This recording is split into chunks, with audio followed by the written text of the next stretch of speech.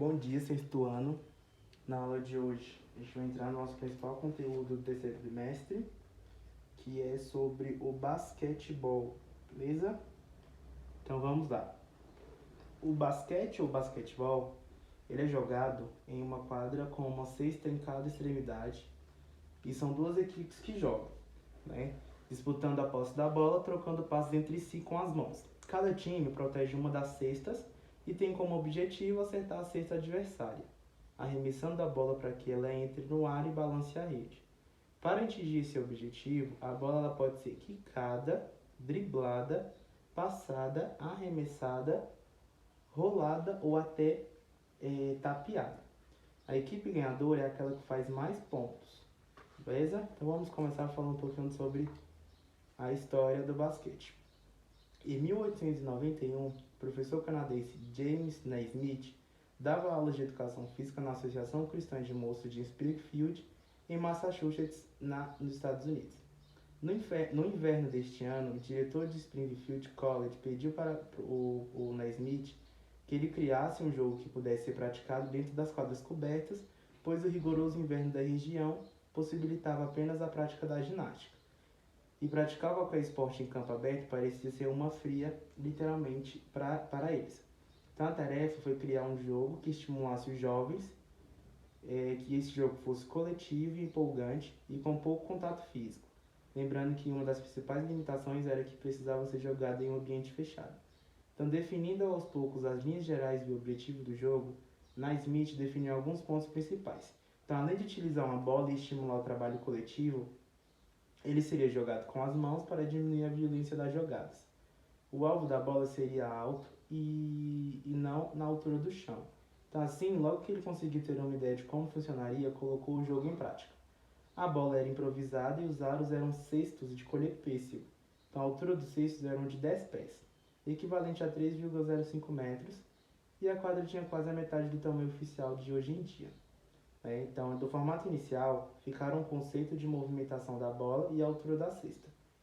Aos poucos, o cesto de frutas foi repensado e no início, a cada ponta era necessário que a bola fosse retirada de lá. Então, não era tão prático, né? Devido à altura.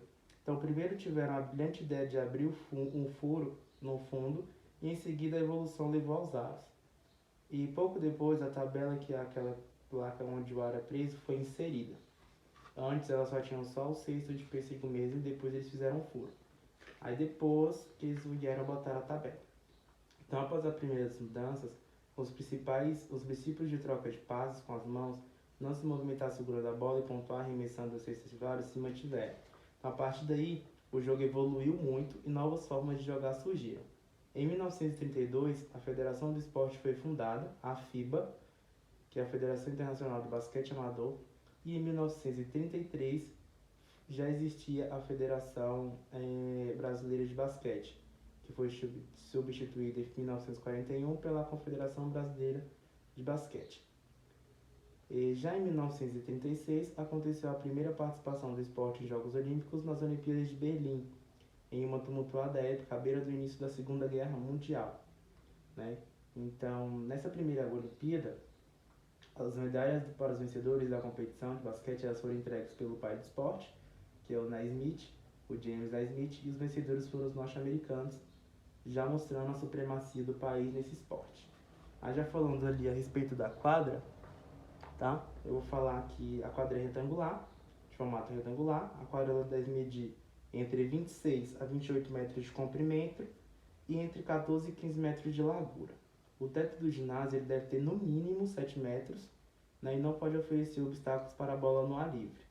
As linhas que marcam as áreas da quadra elas precisam ter 5 centímetros de largura e serem preferencialmente brancas ou de cor clara. As linhas externas, ou seja, as linhas laterais e finais, não fazem parte da quadra. Então, além disso, é preciso uma área de escape de pelo menos 2 metros ao redor da quadra.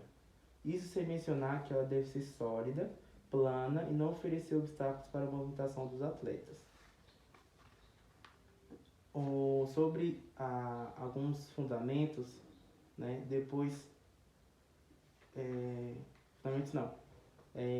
Continuando falando sobre os materiais, então falei sobre a quadra, aí eu vou falar sobre a bola e sobre a bola e alguns acessórios são o seguinte. A bola, para se praticar o esporte, ela deve ser feita com uma câmara de borracha, né, inflada, revestida de couro e com material sintético, né. Tradicionalmente, elas possuem traços que dividem sua superfície, chamados de costela. O diâmetro médio de uma bola para o NBA, que é o Campeonato Americano, a principal organização dos Estados Unidos, é entre 24,1 e 25 centímetros, tá? Aí temos, fechamos a quadra, a cesta, como já falei antigamente, era feita com cestos de pêssego, depois eles foram adaptando, né? Botaram furos, depois eles botaram a tabela, beleza? Aí eu vou falar um pouquinho sobre os fundamentos. Então temos fundamentos de drible, passe, arremesso e rebote. Então temos o drible, que este movimento ele é básico para se deslocar dentro da quadra. Você não pode simplesmente sair andando com a bola nas mãos, é preciso quicá-la no chão enquanto se faz isso. Esse é o drible e dá para usar uma mão ou alternando entre a mão direita e esquerda, batendo uma vez com uma e depois com a outra. Temos o passe, né, que é o lançar a bola para o jogador do seu time, e existe uma série de formas de ser realizado, com uma ou duas mãos, quicando ou passando pelo ar.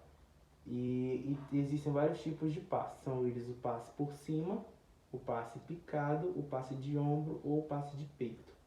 Tá? Temos o arremesso, né, que todo o trabalho de time com o drible e os passes finaliza no arremesso. É o lançamento da bola em direção à cesta, e para ser bom no arremesso é necessário muito treino, precisão e concentração, pois esse é o momento mais decisivo do jogo.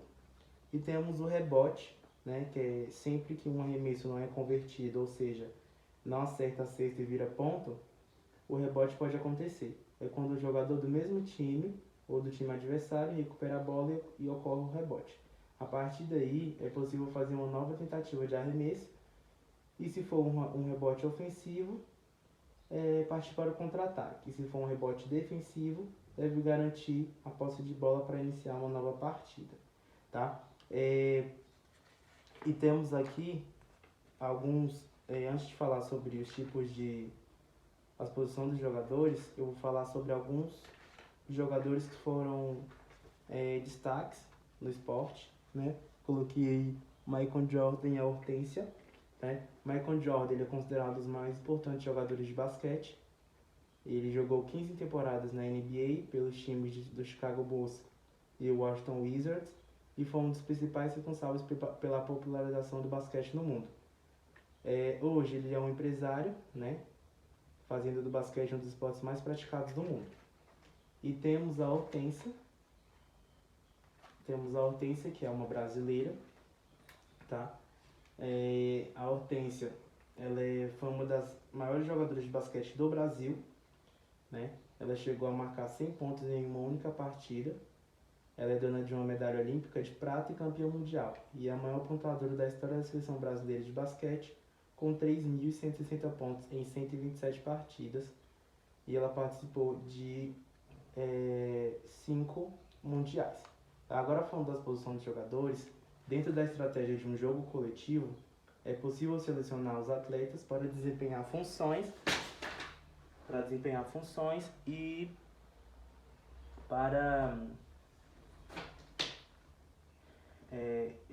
funções específicas em quadra, né? Então são eles, os jogadores armadores, os alas e os pivôs, né? Então o jogador armador ele é considerado o cérebro do time, né? Ele executa boa parte do esquema tático, organizando as jogadas. Ele precisa ser muito ágil, né? E em boa parte das vezes é o jogador de menor estatura do grupo. Então suas habilidades devem facilitar que seu time venha da área de defesa para a área de ataque, né? Temos os jogadores alas, né, que eles são, agindo pelas laterais, eles atuam junto com o armador na jogada, também sendo responsável pelas finalizações. Eles precisam de grande versatilidade e devem ser ótimos arremessadores, tá?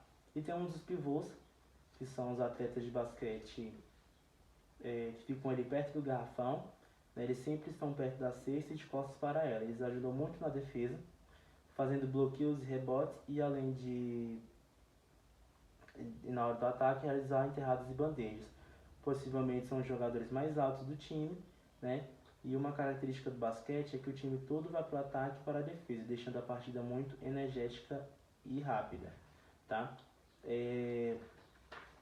Seguindo sobre os jogadores, eu vou falar um pouquinho sobre o chua ou swish, né? Que é uma bola, que é aquela bola que acerta na cesta sem tocar os aros, né? E só balançar a rede. É um lance perfeito, né? E esse termo em inglês swish é uma gíria que remete ao barulho da bola passando pela rede dos aros, né?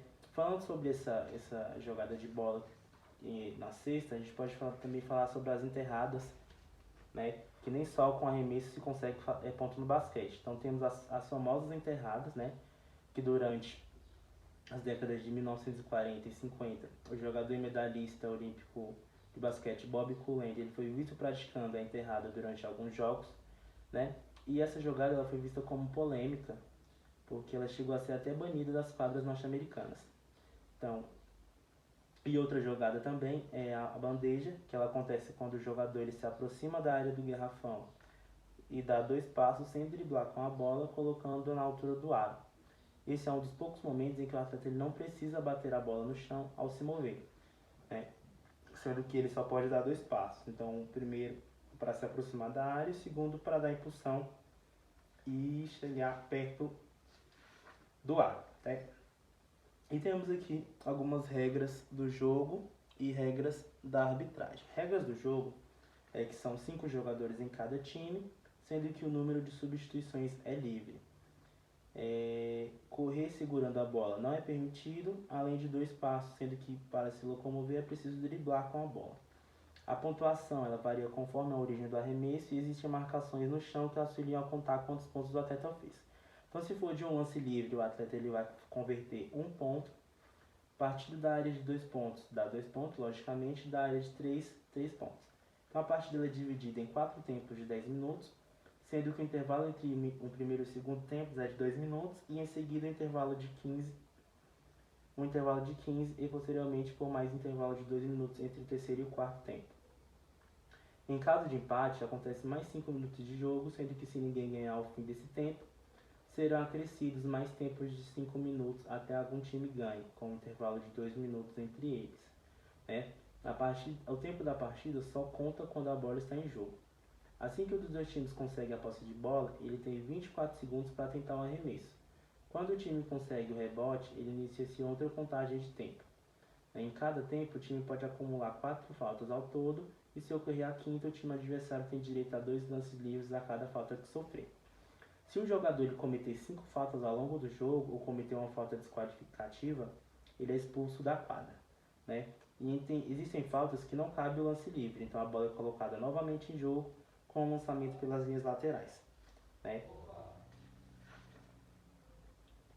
Então, e temos as regras de arbitragem que temos um árbitro e temos 1 ou 2 fiscais, um apontador e um assistente, um cronometrista e um cronometrista que só fica ligado naquele lance dos 24 segundos, beleza? Fora isso, o modo de se divertir do basquete é muito característico, as roupas são largas, dando liberdade de movimento, e os tênis de cano água dando suporte aos tornozelos para os grandes saltos e mudanças de direção que as impõem. E existem alguns outros estilos de basquete, né, que são feitos fora da quadra coberta, né, e que possuem também outra quantidade de jogador e regras diferentes, né, e até já existem alguns campeonatos utilizados, que é o exemplo do 21, que não precisa de um número fixo de jogadores e que a principal regra é que cada um joga por si e ganha aquele que fizer os 21 pontos primeiro, beleza? Então é isso. Resumindo, temos ali criação do basquete em 1891, na ACM também, assim como o voleibol. Foi criado pelo professor James Naismith, no intuito de ser um esporte praticado no frio, na área coberta, né? Foi praticado por jovens, tinha que ser um esporte coletivo e ambiente fechado, como já falei.